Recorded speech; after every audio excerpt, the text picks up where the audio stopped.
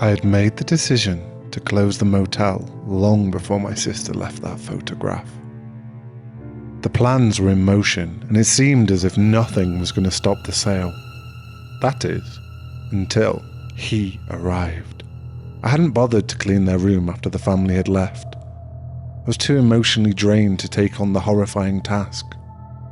Instead, I retreated back into the house to surround myself with memories and make a meal that my mother used to make for my sister. Spaghetti and meatballs with garlic toast. It was comforting. I was cleaning up after dinner when I heard the front door open to the office. The old service bell at the front desk rang loud enough for me to hear. The vacancy sign had long been extinguished, and the front door to the office had been locked after the family left. Whoever had rung the bell, they were not welcomed in. I opened the door slowly, with the kitchen knife gripped tightly in my hand. "We're closed," I warned them. The door swung open to an empty room. "I'm late," said a voice from the darkest corner of the room. He looked like an animal, cowering in the corner, balled up and small. He was more of an unkempt shape than a person, covered in mud and grime. When he stood up, I saw how bad he looked. The dirt reached every crevice as if he were buried in it, and only the whites of his eyes stood out from the black coat of mud. He was thin, almost emaciated, but still had a strength about him. "I'm sorry, but we're closed," I repeated. "But the sign," he said, pointing up at the "You're Always Welcome" sign, hanging just outside the window. We don't have any clean rooms. Look, I'm sorry, but you'll have to find somewhere else," I said, feeling a sudden sense of discomfort. His white eyes met mine with a stare so intense it felt as if he were looking straight through me. "But we already have a room," he said. His voice was soft, yet commanding, and wholly devoid of emotion. It was then that I recognized him. He was the teenage boy from the family, though thinner than I remembered. His familiar young features were caked in filth, but I knew it was him. He knew that I knew. "Have they departed?" he asked. I nodded. "Have they left me anything?" he asked, his voice finally cracking. I did not know how to answer. I wasn't sure what he meant. "Have they left any behind?" he said, sounding suddenly desperate. "I don't know," I said, pulling the room keys from their hook, "but you're welcome to check." He took the keys from my hand, his eyes lingering on my arm. It was as if he saw something I did not. "Thank you," he said, and left the office, trailing mud out the door. It wasn't until he was gone that I realized the trail of mud only led outside. That night I couldn't sleep. I watched his room from my window and waited for him to leave, but once he closed that door, it seemed as though he'd disappeared inside. He never even turned on the light. I only left my perch long enough to make coffee, but even then I listened for the creak of that heavy old door. I never did hear it. When day came, I decided to check on him. I knocked many times and announced my intent to enter. He did not respond. The door opened with that familiar old creak, and sun once again crept into that dark room. Cigarette smoke still hung heavy in the air and danced in the beams of light. The room key sat idle next to the ashtray. "Hello?" I said. The room itself appeared empty, but I traced his muddy tracks from the door to the table, then to the bathroom. He'd smoked the old butts left by the others and left nothing behind but burnt filters. The beds again were untouched. I knocked gently on the bathroom door. "Are you okay?" I asked. The carpet sloshed under feet, wet from the bathroom overflow. "I'm coming in," I announced, already turning the knob. As the bathroom door turned inward, it pushed aside a layer of sticky wet sludge. It was a mixture of deep red and earthen brown. The putrid, sweet smell of decay hit before my eyes could comprehend the horror of what lay before me. The bathtub was half filled with thick old blood and clumps of mud left behind by the boy. His clothes were piled in a damp, muddy heap just outside the bath. The floor was sticky with blood and dirt. But still, I stepped inside. The bathtub was full enough with that gruesome sludge that something could still be hiding beneath the surface. As I'd done many times before, I reached in and pulled the plug. My hand brushed against something inside and I recoiled. The bubbling gurgle of rotting body fluids oozed down the drain as I waited to see what was hidden inside. Thankfully, it was not the boy. It was the severed leg of a deer that had brushed my hand. The hoof was gnarled, cracked, and the leg itself was nothing more than coarse flesh suspended by tendons still clinging to bone. The muck left behind in the emptied bath was a slurry of torn organ meat and unrendered fat, the remnants of a slaughtered beast. In all my years cleaning, they had never left this kind of evidence. It was always blood, massive amounts of blood and bile, but never anything that couldn't be drained. I assumed then that this was left by the boy. I did my best to shovel the decaying bits of carcass into a plastic bag, and then used old sheets and towels to sop up the puddles of putrid death that remained. I threw all of it into the burn pit out back. I emptied an entire bucket of bleach into the bathroom just to hide the smell. Exhausted, I fell asleep on the bed, steeped the odours of death and cigarette smoke. I dreamt of my sister. For the first time in as long as I could remember, I could see her face again. When I awoke, it was still the afternoon, but the boy had not returned. I was hungry, covered in filth. I showered in the hottest water I could stand, hoping to burn the odour from my skin. Afterwards, I made a sandwich and returned to my perch at the window. I had left the door open to air out the room. I figured that if he had returned, he would close it, but it was open. Night came and I wondered if he had just gone on ahead, searching for the family. I decided that I should close the door and lock it. I had taken his key with me after I had cleaned, so if he wanted back in, he'd have to ask. The moment my foot stepped past the threshold of the room, I saw his white eyes shrouded in the shadows across the room. He was standing just outside the open bathroom. He stood there, motionless and nude, but covered in something else. It wasn't the dirt like before, but a deep red crust that cracked dry on his skin. "It is not enough, it has rotted," he said from the shadows. "What are you?" I blurted out. He waited an eternity to answer, just staring at me from across the room.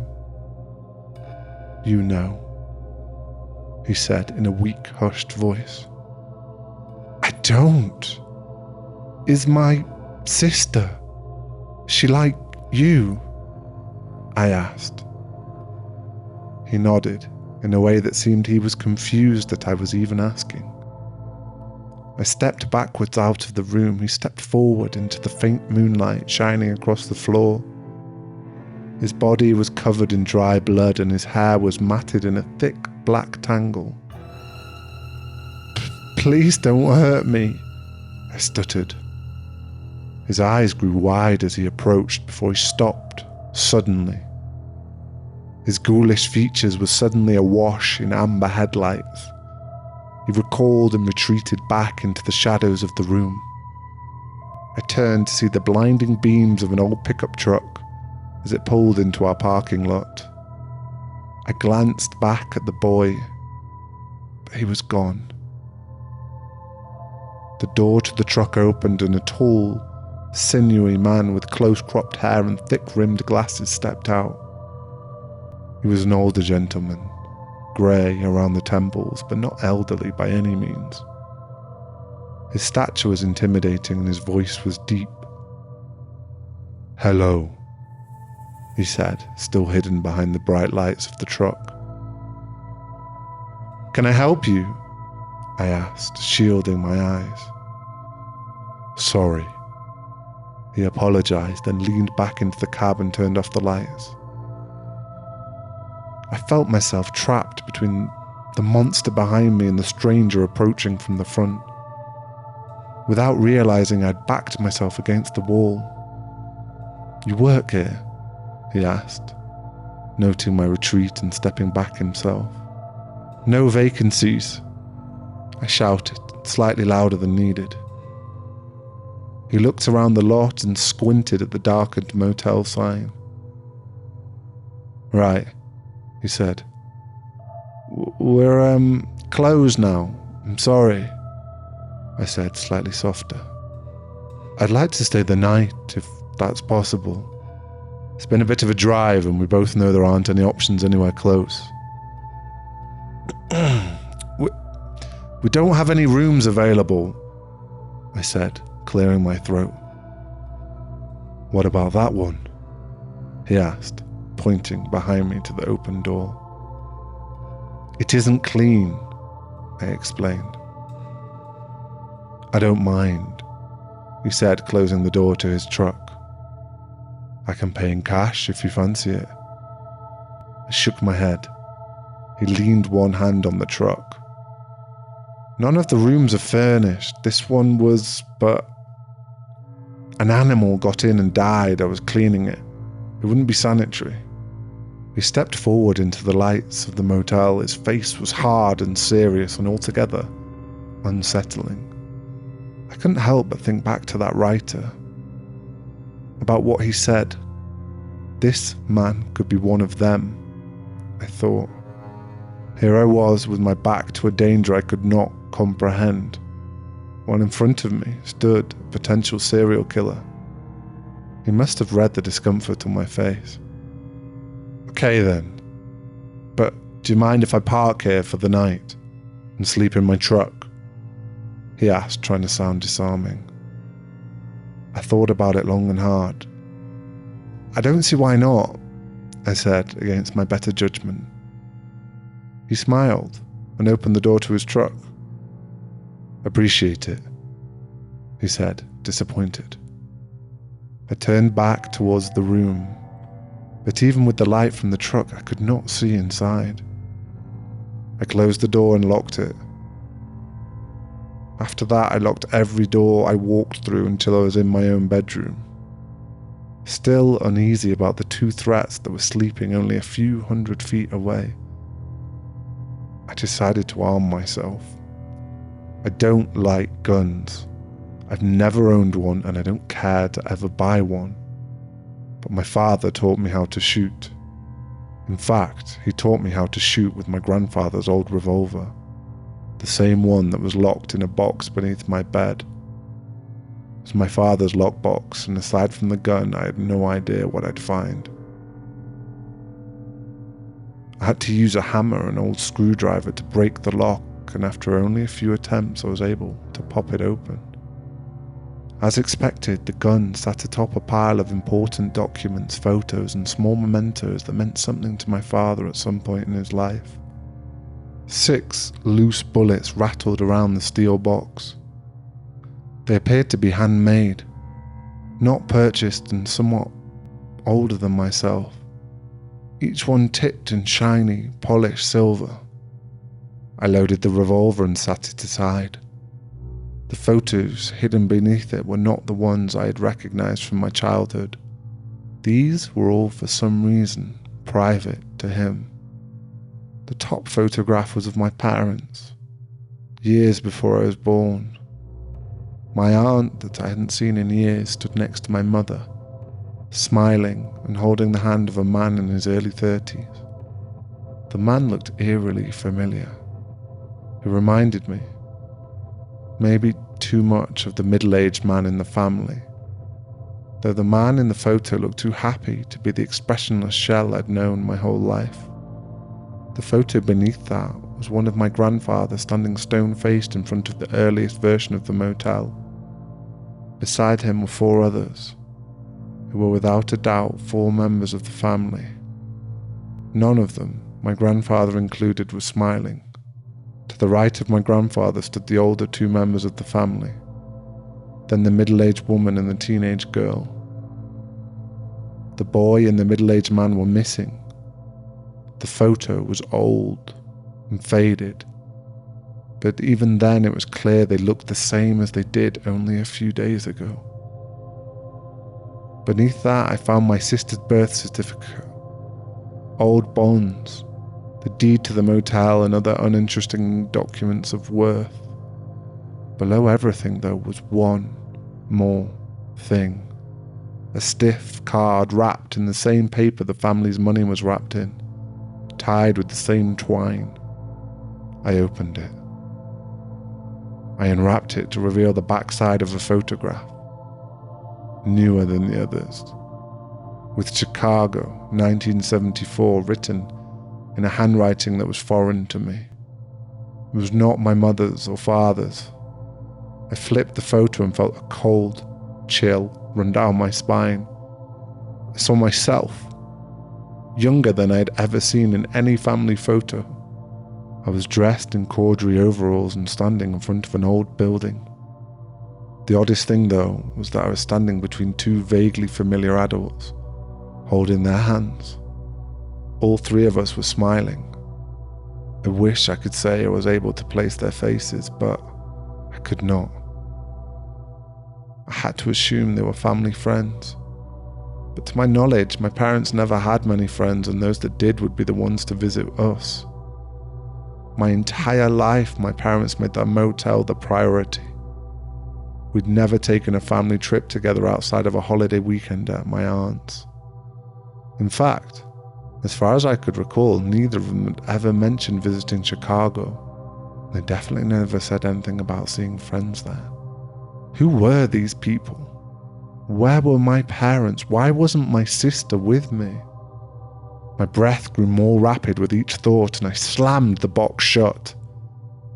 I already had too many questions that seemed to be impossible to answer. I was not ready for more.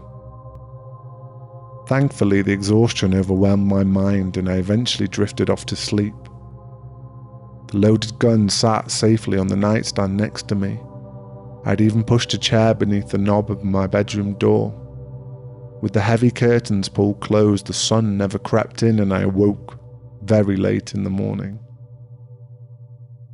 Even before coffee, I made my way out to the parking lot. The truck, however, was already gone.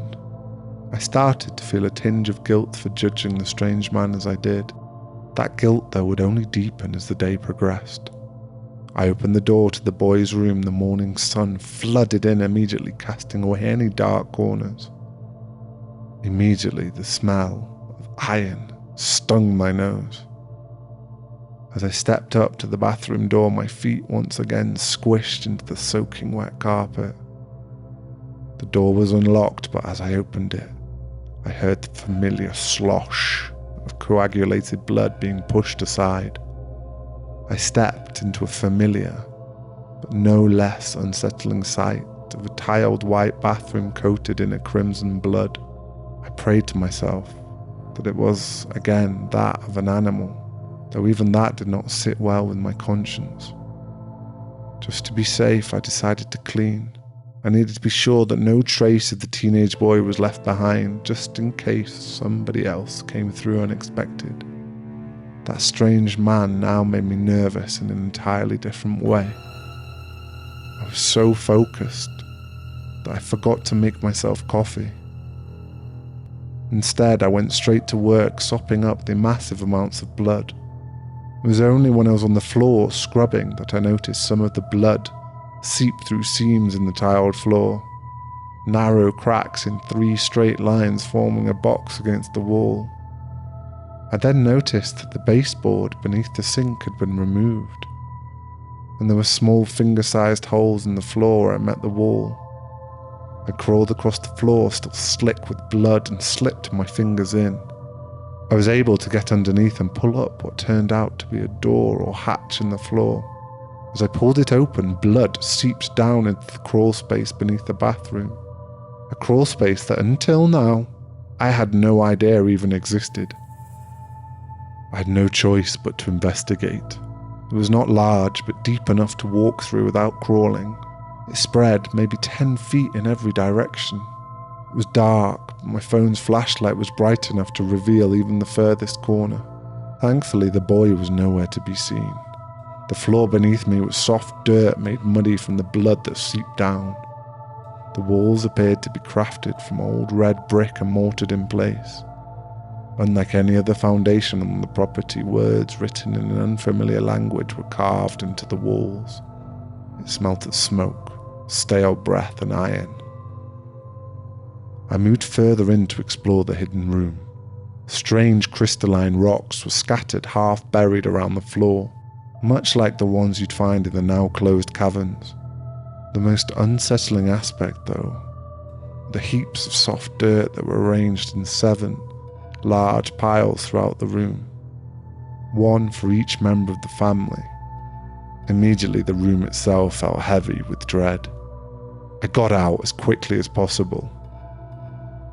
I left the crawl space as I had found it and replaced the baseboard just in case. I finished cleaning the bathroom and doused everything in bleach, careful to avoid the cracks in the floor. When I returned to the office, there was a message flashing in red on the office phone. I checked it and it was from my lawyer, so I returned the call. He informed me that the buyer from the property was expected to stop by. I was told he wanted to see it firsthand, but he was an odd fellow and may not announce his intentions. I could only assume it was the man from last night. He then changed the subject, and with a somber tone in his voice, he asked if I had heard from anyone in my family. No, I told him. Aside from my aunt, I had no family left. Well then, I hate to be the one to tell you this, but she passed a few weeks ago, he said, clearly uncomfortable. What? What happened? I asked, expecting anything at this point. Well, from what I understand, there was a fire at her property and everything she possessed had perished in it, along with her. Her estate had a little trouble getting in touch with me, he said, stammering over the last part. So the business is gone? I asked, because she, like my parents, owned a small hospitality business. While it wasn't a motel, it was what you'd consider a bed and breakfast. Honestly, it was less of a business and more of a hobby for her. Everything, he confirmed. A small part of me was relieved that I wouldn't be burned with that place as well. There was a moment of awkward silence and I could hear him shuffling through papers on his end of the line. Is there anything I need to do? Or are you going to take care of transfers of estates or whatever? I mean, other than the property, I don't know what I'd want of hers. Hell, even the property I'm not sure I want to deal with. This place is enough. I chuckled in an awkward moment of levity. He didn't laugh. Instead, I just heard more shuffling. That's the strange thing. She left you nothing, he said rather bluntly. It's fine with me. I'd rather not deal with it. Well, he said, you may still have to, you see. She left everything to your sister. How old was her will? I asked. She updated it after your parents passed. Oh, but I guess now would be the time to open the envelope they left for her. Might have some answers. Okay, I'll do that, I said, already worrying about dealing with it all. The conversation shifted onto other aspects of the sale, what I would need to do to prepare for it. All the while, the man from last night was in the back of my mind. In an unexpected turn of events, I was hoping he would return. To the call, I tried to push it all out of my mind. The boy was gone, and as far as I knew, the man had left in the morning as well. I was alone again, high in the mountains in this isolated, lonely motel. I wasn't hungry, but I fixed myself a drink and decided to take my lawyer's advice. I retrieved the third letter left by my parents from the cabinet where it had stayed since the day he dropped it off. Carefully, I tore open one end. Even folded, I could see through the thin parchment that the message was brief, but it was undeniably written in my mother's handwriting. It said, "I fear they are no longer the ones we loved. Burn it down. Burn it all down."